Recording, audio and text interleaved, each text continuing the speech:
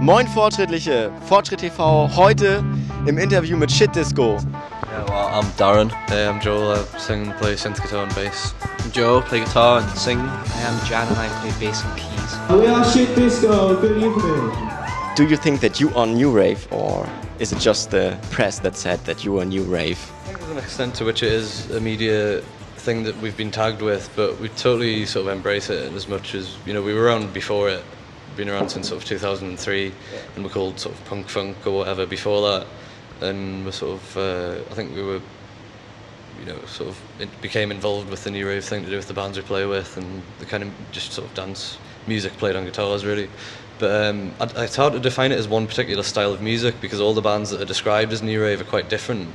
But yeah, I mean, we totally embrace it. I think, you know, it's at first it was quite weird. Don't lose any sleep. Amusing, anyway, but like. yeah, I mean, it's not. We don't really worry about getting tagged with it because we were tagged as what? Yeah, if it's not we were that, tagged it's as gonna be we were something Punk-Funk else, before like, that, and we thought Punk-Funk was a pretty rubbish description because we were like, well, Punk-Funk is like Rick James, you know, and like Some call it dance punk. yeah, dance punk, disco. And that's probably punk. closer to what it is, dance punk really, Yeah. but it's like, it just not like, it wasn't really ever, it never really caught on, dance punk, maybe it was just too confusing, two things together that was too confusing for people to understand, so new rave is probably simplified version, but it's kind of, it's just as, it's probably as relevant to our music as punk funk is or something like that, so it's kind of is relevant in some ways and isn't in other ways.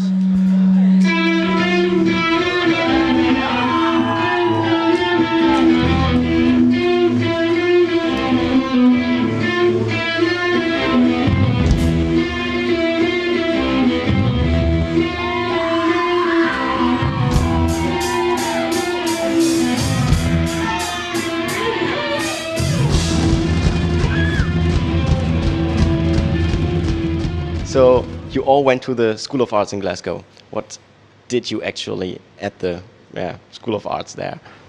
I studied painting. Yeah. I did environmental art, which is like context-based fine art.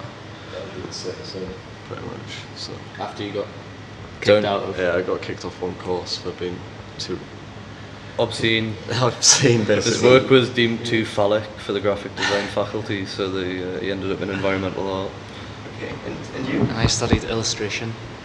And did some of you finish the studies, or did you broke up because of the band? No, we all finished. It was around the last kind of year, like Darren's last year of art school, when we started getting a lot of gigs. But then when we'd all finished, we just sort of started doing the gigs properly now, kind of thing. And that was what, 2005 when you finished, yeah.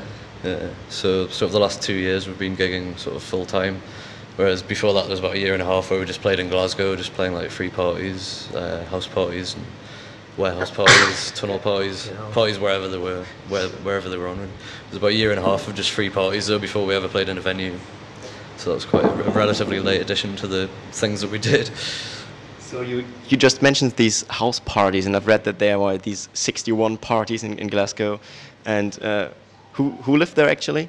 It was my flat for 3 years, but we started having the parties kind of, they were quite small to begin with, and then later on the band started later, and then we started playing there and stuff. So it was just the landlord didn't really give a damn about the place. Like, he didn't mind the fact there was holes in the walls and stuff like that, and like, so we were able to get away with quite a lot. And so we just tried to rinse it for as much as we could get out of it, like party a month. It's amazing how many we got away Career with, out really. there.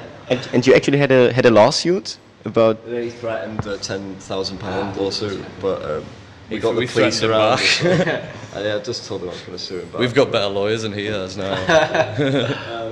You are known that you played many gigs in Glasgow and at, I would say, crazy places. For exactly in an old tunnel, and now you're playing mainly in real clubs where you are where you get food and drinks and you have light and there are no rats.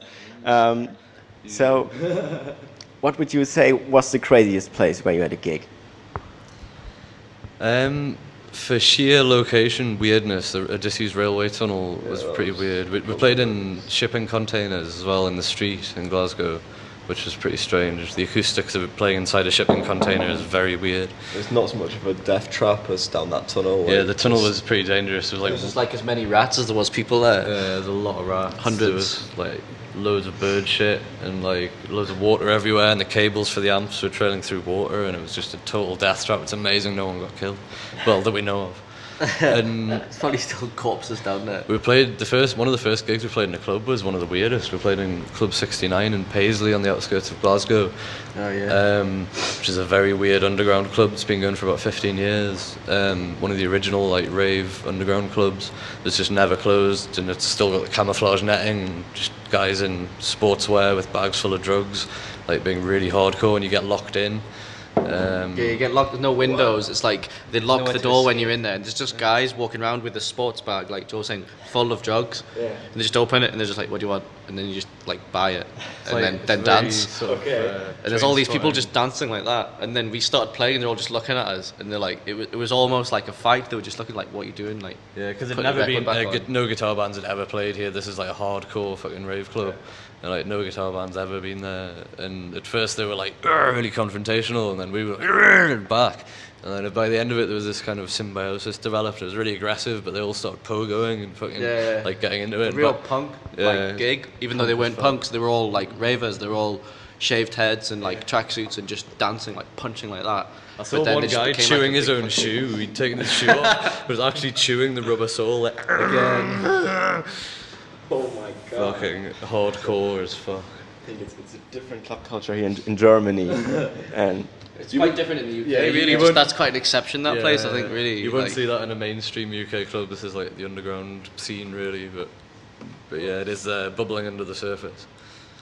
I would say in the song Reactor Party, or you are playing in a reactor, in an atom reactor. There was an accident actually in Germany. In a reactor called Krümmel, and it's going to be closed down. Would you like to play in a reactor actually? Yeah, definitely. I think it'd be more fun than playing in a tunnel.